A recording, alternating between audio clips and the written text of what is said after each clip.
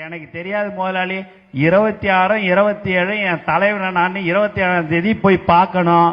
நீ சாயங்காலமே எனக்கு லீவை கொடு அப்படின்னோடனே, ஏண்டா நான் போனஸ் கொடுக்க மாட்டேன், சம்பளம் கொடுக்க மாட்டேன் தெரியணும். உன் போனஸும் வேணாம், உன் சம்பளமும் வேணாம்.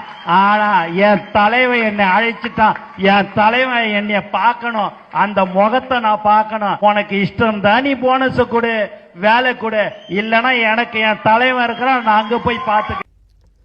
ஒரு ஓமலூரை சார்ந்த ஒரு இளைஞன் வந்துட்டு, அண்ணா நான் ஒரு கம்பெனியில் வேலை பார்க்குறேன், ஆடி 18க்கு தீரன் சின்னமலை விழாவுக்கு போகிறதுக்கு லீவு கேட்டேன், கொடுக்க மாட்டேன்னு சொல்லிட்டாங்க, வேலையே விட்டேண்ணா அப்படின்னா. உடனே எனக்கு கோவம் வந்துச்சு. என்னது பெருமை பேசுறியா நீ? முதல்ல போய் ஏதாவது வேற வேலையை தேடு, அந்த வேலையிலே போய் மன்னிப்பு கேட்டு வேலையில் செய்யறு, அப்புறமா நீ இயக்கத்துக்கு பணியாற்றுறதுக்கு வா. இப்படி தான் எல்லாத்தையும் ஏதாவது ஒன்று வேணும். நீங்கள் தொழிலோ ஏதோ ஒன்று இல்லாமல் வெறும் அரசியல் தான் பண்ணுறோம்னு சொன்னால், அப்போ அரசியலில் லாபத்தை தேட ஆரம்பிச்சிடுவீங்க. அரசியல் கெட்டு போனதுக்கு காரணமே அதுதான்.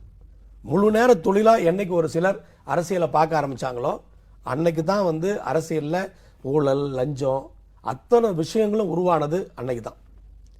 அதனால் கண்டிப்பாக என்னை பற்றி நான் என்ன செய்கிறேன் என்பதை கேட்பதிலே எனக்கு ரொம்ப மகிழ்ச்சி.